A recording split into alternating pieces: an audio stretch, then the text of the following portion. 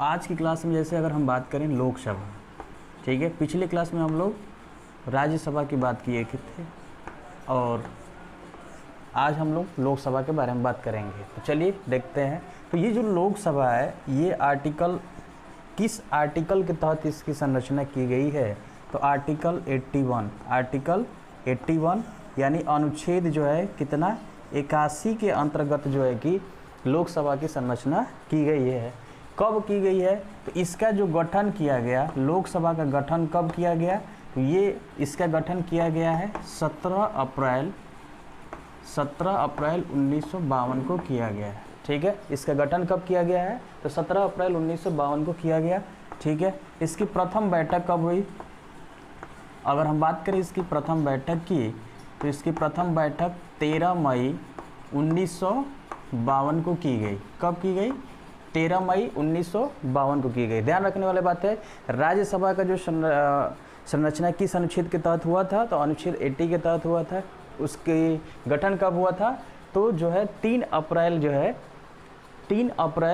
1952 को हुआ था और ये जो है इसका गठन हुआ था 17 अप्रैल 1952 को लोकसभा का। लेकिन दोनों की जो बैठक हुई थी इसका भी 13 मई 1952 को हुआ था और राज्यसभा की भी बैठक 13 मई 1952 को हुआ था। देखिए कुछ चीज़ें हम लोग को रिलेट करके देखें तो ज़्यादा अच्छा होगा, ये पूरे राज्यसभा, लोकसभा, विधान परिषद और विधानसभा को समझने के लिए। ठीक है, तो ये हमने देखा इसका गठन 17 अप्रैल 1952 को, प्रथम बैठक 13 मई 1952 को किया गया। चलिए अब ये बात करते हैं कि ये लोकसभा की निम्न सदन है कि उच्च सदन है। तो इसमें ध्यान देने वाली बात है, लोकसभा जो है निम्न सदन है। क्या है? निम्न सदन है। अक्सर ये क्वेश्चन परेशान करता है, क्या है? अस्थायी है। ध्यान देने वाली बात है। क्यों अस्थायी है? ये हर 5 वर्ष पर क्या हो जाता है? प्रत्येक 5 वर्ष पे इसका विघटन हो जाता है। क्या होता है? तो प्रत्येक 5 वर्ष पे इसका क्या होता है? विघटन हो जाता है। प्रत्येक 5 वर्ष पर विघटन हो जाता है। ध्यान देने वाली बात है। ठीक है, तो हमने देखा कि ये क्या है? अस्थायी है। क्या है? निम्न सदन है कि उच्च सदन है? तो निम्न सदन है। अस्थायी कि स्थायी है? तो अस्थायी। ठीक है, अब ये क्वेश्चन और बनता है कि ये प्रथम सदन है कि द्वितीय सदन है? तो यहाँ पे आपको ध्यान देना है, जैसे राज्यसभा क्या है? द्वितीय सदन है, लेकिन लोकसभा क्या है? प्रथम सदन है। ठीक है, ये एक क्वेश्चन और बनता है कि लोकसभा निचला सदन है कि ऊपरी सदन है? तो ध्यान देने वाली बात है, लोकसभा जो है क्या है? निचला सदन है। क्या है? निचला सदन है। वेरी इंपॉर्टेंट क्वेश्चन यहाँ से बनता रहता है, ये बेसिक है, अक्सर क्वेश्चन पूछता है। ठीक है, अब एक चीज़ और देखेंगे, लोकसभा के सदस्यों को क्या कहते हैं? तो लोकसभा के जो सदस्य हैं ये भी आपके बोले तो मेंबर ऑफ पार्लियामेंट यानी संसद के सदस्य कहलाते हैं। ठीक है, इनका निर्वाचन कैसे होता है? तो इनका प्रत्यक्ष निर्वाचन होता है। ठीक है, जैसे कि हमने चर्चा किया था प्रत्यक्ष और अप्रत्यक्ष रूप क्या होता है। तो प्रत्यक्ष निर्वाचन का मतलब होता है जो जिस निर्वाचन में जनता भाग लेते हैं, यानी जनता के द्वारा जो लोग चुने जाते हैं या जो चुनाव होता है। अप्रत्यक्ष क्या होता है? तो जनता द्वारा चुने गए जनप्रतिनिधि जिनको चुनते हैं वो क्या होता है? अप्रत्यक्ष होता है। ठीक है, तो इस तरह से ये इसका चुनाव कैसे होता है? प्रत्यक्ष रूप से होता है। ठीक है, अब बात करते हैं तो ये कौन सा, हाँ, इसके जैसे सदस्य जो लोकसभा के जो सदस्य निर्वाचन होते हैं, तो लोकसभा के सदस्यों का शपथ कौन दिलाता है? ये अध्यक्ष और एक होता है अस्थायी अध्यक्ष। एक स्थायी अध्यक्ष होता है, एक अस्थायी अध्यक्ष होता है। अस्थायी अध्यक्ष बोले तो प्रोटेम स्पीकर जिनको बोलते हैं। ठीक है, तो प्रोटेम स्पीकर की नियुक्ति होती है राष्ट्रपति के द्वारा और प्रोटेम स्पीकर जो है सारे जो है संसद सदस्यों को शपथ दिलवाता है। एक चीज़ यहाँ पे ध्यान देने वाली बात है, जितने मंत्रिपरिषद में शामिल सदस्य होंगे, जैसे मंत्रिपरिषद में आपको पता है कि राज्यसभा और लोकसभा दोनों सदनों के सदस्य होते हैं, तो उसमें जो है कि ध्यान देने वाली बात है, तो उनको छोड़ करके यानी राज्यसभा जो मंत्रिपरिषद के सदस्य रहेंगे उनको, यानी जो मंत्रिमंडल में शामिल सदस्य रहेंगे उनको छोड़ करके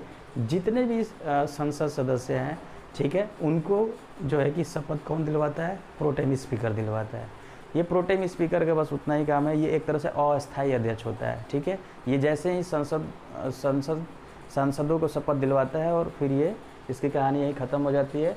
अब ये सारे सांसद मिलकर के एक अपना क्या चुनते हैं? अध्यक्ष चुनते हैं।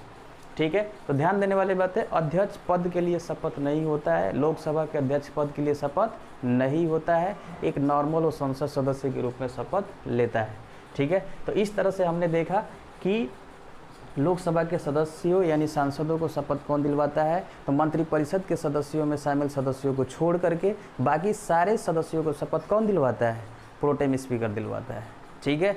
और प्रोटेम स्पीकर की नियुक्ति किसके द्वारा की जाती है, तो राष्ट्रपति के द्वारा की जाती है, ठीक है। और ये इसका चुनाव कैसे होता है, तो प्रत्यक्ष चुनाव होता है, ठीक है। और ये कौन सा सदन है, तो ये निम्न सदन है, ये अस्थायी है, क्योंकि हर प्रत्येक 5 वर्ष पे इसका क्या होता है, विघटन होता है। ये कोई ज़रूरी भी नहीं है कि 5 वर्ष पर, जैसे ही मंत्रिमंडल में यानी प्रधानमंत्री जो है अपना जो है पद इससे इस्तीफा देता है, स्वतः जो है कि क्या होगा, लोकसभा का विघटन हो जाएगा, यानी इसका कार्यकाल ख़त्म हो जाएगा, ठीक है। तो इस तरह से हमने देखा कि ये बेसिक चीज़ें, ठीक है, गठन कब हुआ, बैठक कब हुई, कौन सा सदन है, ठीक है। आगे हम लोग चर्चा करते हैं, लोकसभा की सीटों की बात करते हैं, ठीक है। लोकसभा अगर हम सीट की बात करें तो लोकसभा सीटों में अगर हम बात करें तो अधिकतम इसकी जो सीटों की संख्या तय की गई है वो अधिकतम कितना है, तो अधिकतम है 552, कितना है, 552 है, ठीक है। और वर्तमान में कितना है, तो वर्तमान में अगर हम बात करें तो वर्तमान में जो लोकसभा सीटों की संख्या है कितना है, तो 545 है, कितना है, 545 है। इस 552 में अगर हम बात करें तो 530, 20 और 2, ठीक है। और इस 545 में बात करें तो 530, 13 और 2। अब ये देखते हैं क्या है, तो 530 ये भारत के राज्यों से, राज्य क्षेत्रों से, ठीक है। और इसकी बात करें तो 20 जो होंगे ये पहले केंद्र शासित जो प्रदेश होता था वहाँ से, यानी जो केंद्र शासित प्रदेशों से 20 सदस्य चुने जाते थे, ठीक है। 2 आपके जो है कि क्या थे, ये एंग्लो इंडियन थे, शासित प्रदेशों से 20 सदस्य चुने जाते थे, ठीक है। 2 आपके जो है कि क्या थे, ये एंग्लो इंडियन थे, क्या थे, 2 एंग्लो इंडियन, ठीक है। अब यहाँ पे वर्तमान में जो 545 सीटें हैं, ठीक है, ये 530 राज्य क्षेत्र से, भारत के राज्य क्षेत्रों से, ठीक है, 13 आपके केंद्र शासित प्रदेशों से, ठीक है, केंद्र शासित प्रदेशों से, और 2 एंग्लो इंडियन, यानी आपको पता है एंग्लो इंडियन ही आंग्ल भारतीय, यानी ये 2 सदस्यों को कौन चुनता है, यानी किसके द्वारा ये चुने जाते हैं, तो राष्ट्रपति के द्वारा ये चुने जाते हैं। किसके द्वारा चुने जाते हैं, राष्ट्रपति के द्वारा चुने जाते हैं, ठीक है।